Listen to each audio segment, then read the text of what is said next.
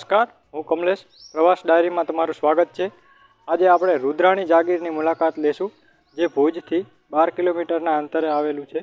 તો ચાલો એ મંદિરના દર્શન કરીએ।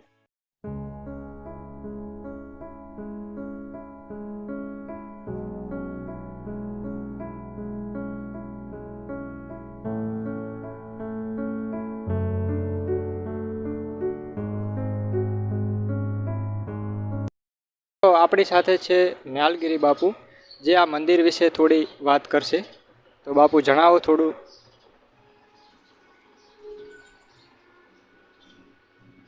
કચ્છના યાત્રાધામોમાં જે મુખ્ય દેવીઓ જે આવે છે, માં મોમાઈ, માં રવેચી, માં રુદ્રાણી, માં આશાપુરા, એમાં મધ્યમાં બિરાજમાન એટલે રુદ્રમાતા લગભગ 450 વર્ષ થયા આ મંદિરને।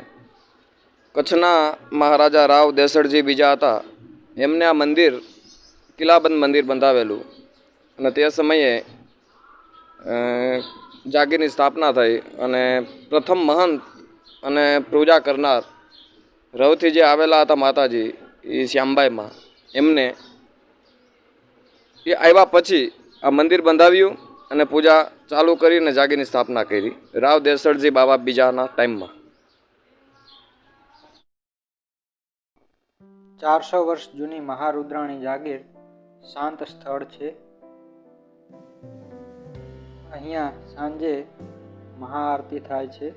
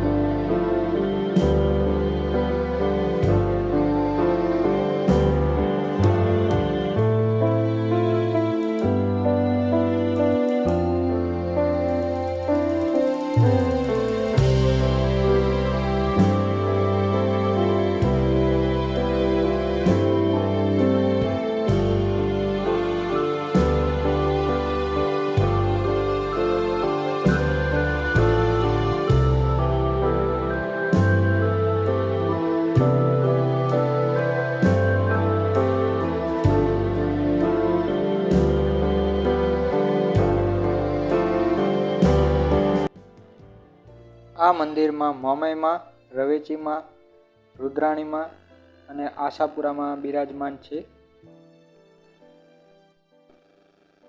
આ મંદિર ખૂબ જ પ્રાચીન છે। અહીંયાથી સિંધ પ્રાંતમાં જતા લોકો વિસામો ખાવા માટે અહીંયા આ મંદિરમાં રોકાતા હતા।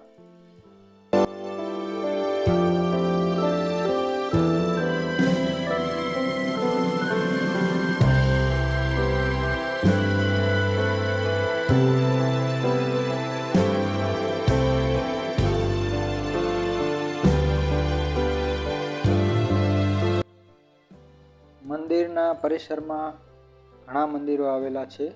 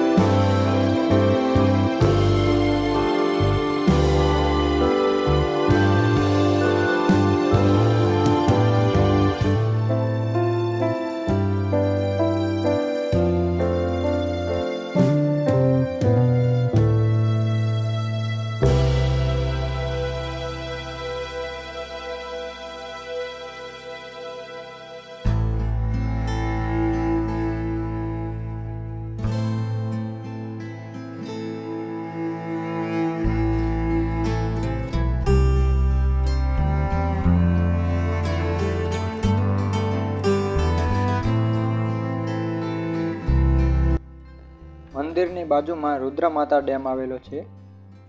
ખારી નદી પર કચ્છનો સૌથી મોટો માટીબંધ છે। આ ડેમ રુદ્રાણી ડેમ તરીકે પણ ઓળખાય છે। તેનું નિર્માણ 1958માં શરૂ થયું હતું અને 1970માં પૂર્ણ થયું હતું. આજુબાજુના ગામ નોખાણીયા, સરસપર જેવા સિંચાઈ માટે આ ડેમમાંથી પાણી લેતા હોય છે.